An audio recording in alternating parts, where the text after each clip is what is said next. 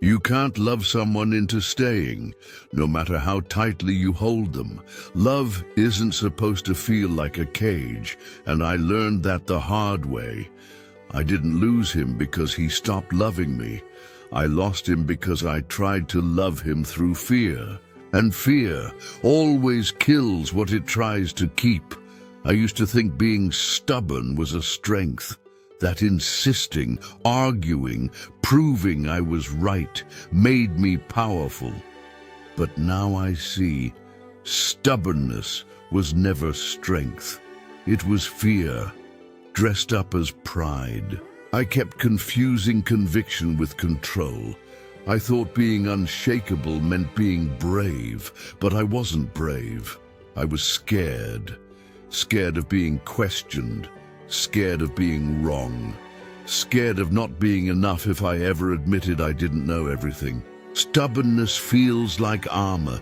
You put it on to protect yourself, but the longer you wear it, the heavier it gets, until one day, you realize you can't move anymore. I remember one night, he looked at me, exhausted, and asked, "Why does everything have to be your way?" And I said, "Because it's the right way." Silence, that kind of silence that doesn't fade. It just sits between two people until love forgets how to breathe. That night I won the argument, but I lost something softer, something warmer. The look in his eyes, that used to feel like home. Being right can feel a lot like being alone. Stubbornness makes you deaf. You stop listening, you start defending, and slowly, the person in front of you disappears behind the echo of your own pride. I thought my silence was strength, but it was distance. And every time I proved a point, I built another wall. Now I know there's no right way, there's my way and someone else's. And love doesn't need winners, it needs witnesses, someone who can say, "I hear you." I didn't mean to control him. I just wanted to feel safe.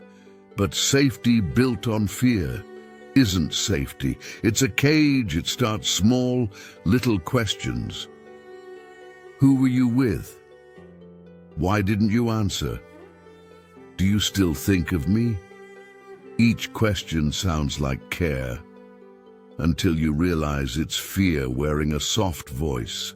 I used to think love meant knowing everything, where he was, what he was doing, who made him smile, but that wasn't love. That was my anxiety, trying to predict heartbreak before it happened.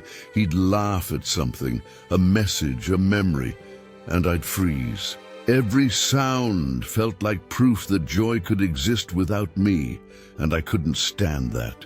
Because deep down, I didn't want him to be happy. I wanted him to be mine. That's the part no one admits. We don't want love to be free. We want it to stay, to sit still, to choose us, even when it hurts. But love doesn't live in control. It dies there. I started calling my fear care, my insecurity love, my obsession devotion. And every time I said, "I just want what's best for you," what I really meant was, "I just don't want to lose you." Control is gentle at first. It sounds kind. It wears perfume, but it's still a prison, no matter how soft the walls are. One day, he stopped explaining himself, stopped trying to prove his innocence in crimes I invented. He just went quiet. And when silence became his only answer, I realized I'd turned love into an interrogation. You think control will save you. It won't. It only delays the moment you have to face yourself.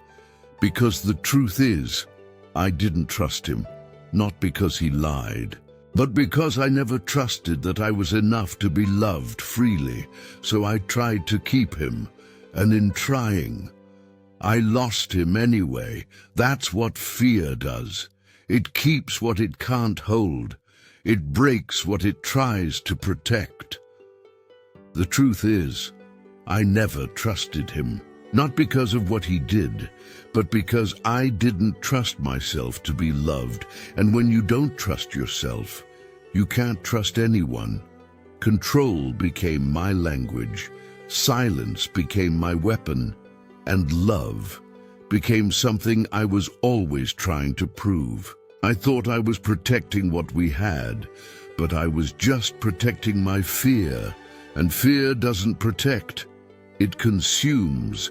Every question I asked was another wall, every demand, another lock, until one day I looked around and realized I'd built a prison and called it love. He used to tell me, "I feel like I can't breathe around you," and I'd laugh like it was a joke, like I wasn't the reason his chest was tight, but he wasn't joking. He was suffocating, and I was the air he couldn't breathe. One morning, he stopped explaining himself. He stopped fighting, and I mistook his silence for peace. But it wasn't peace.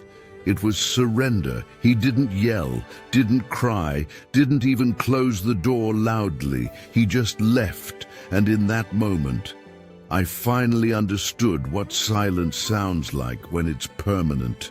I stood there, surrounded by everything I said to keep him close. Every word I thought would fix us echoed back like a confession. "You don't love me the same. Why don't you tell me where you're going? Why can't you just stay with me?" Every sentence was a thread I pulled. Until nothing was left, I thought love meant never losing, but I lost him one demand at a time. That's the cruel part about control. You don't notice it's killing something until the body's already cold. And when I looked in the mirror that night, I didn't see a victim. I saw the villain, not the kind that plans destruction, but the kind that destroys while calling it love. He was gone, and for the first time, I had no one left to blame. Change doesn't ask for permission. It breaks you first and explains later. I used to think pain was punishment, but pain is just truth that stayed quiet for too long. When he left, I told myself I'd be fine. I repeated it like a prayer I didn't believe in.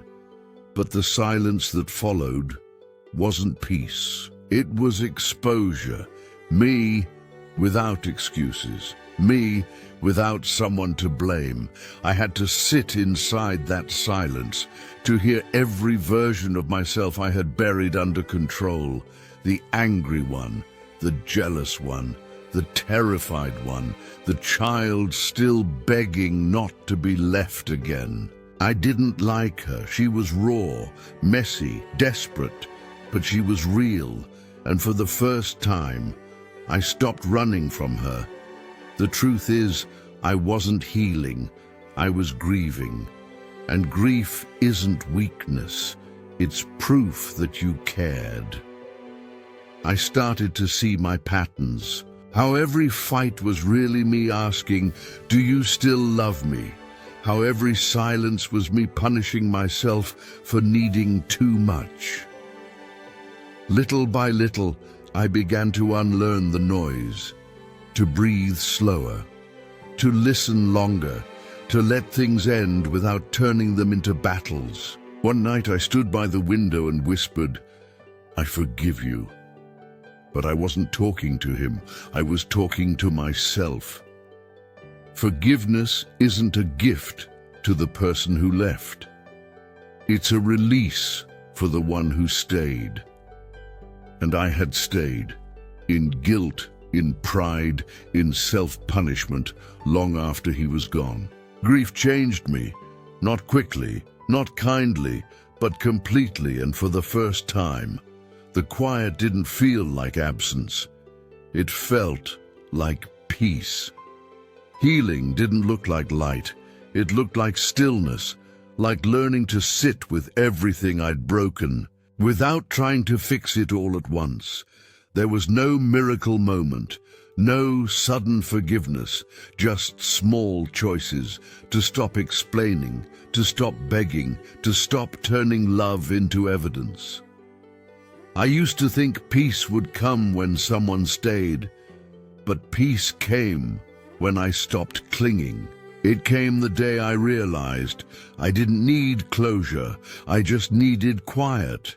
Silence isn't empty anymore, it's gentle now. It doesn't punish, it listens. Sometimes I still miss him, not the person, but the version of me that existed when I felt chosen. And that's okay. Missing isn't weakness, it's proof that something mattered. Now, when someone disagrees with me, I don't fight to be right. I try to understand. When someone leaves, I don't chase. I open the door, because love isn't a promise to stay. It's permission to go and still be cared for. The woman I was wanted control. The woman I am now wants peace. And peace doesn't come from having answers. It comes from making room for what you don't know. I still have shadows, parts of me that ache, moments where I want to return to what destroyed me, just because it's familiar. But healing isn't about erasing the pain. It's about learning to live gently beside it. The love I was chasing was never his. It was mine, the kind I had to learn to give myself. And maybe that's what awakening really is, realizing the home you were searching for was never in someone else. It was the quiet inside you, the whole time. If I could tell my younger self one thing, I'd tell her to stop trying so hard to be unbreakable. Nothing grows from stone, and nothing heals while you're pretending it doesn't hurt. You can't love someone into staying. You can't control peace into existence. And you can't find safety in a heart built out of fear.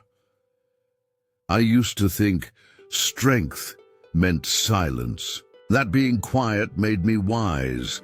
But silence without truth is just another way to hide. Real strength isn't in control. It's in surrender, in saying, I was wrong. I'm sorry.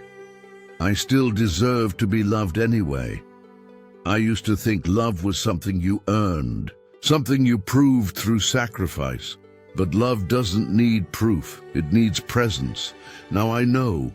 Love isn't what saves you, it's what reveals you. It shows you the parts you still run from, the ones you still try to fix, the ones you haven't forgiven yet. And when you finally face them, you realize healing isn't about becoming someone new. It's about learning to love the person who survived everything.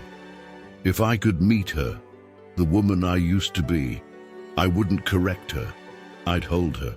Because she was doing her best with what she had, and sometimes surviving is the most sacred thing we ever do. So this is what I've learned. You can't rewrite the past, but you can make peace with it. You can turn chaos into meaning, guilt into grace, fear into freedom. Maybe forgiveness isn't about forgetting. Maybe it's just the moment you stop needing to understand why it happened. The truth is, every version of me was just trying to love in the only way she knew. And now, I finally know a better way. Love softly, let go gently. Stay open, even when it hurts, because pain doesn't mean it's over. It means you're still alive.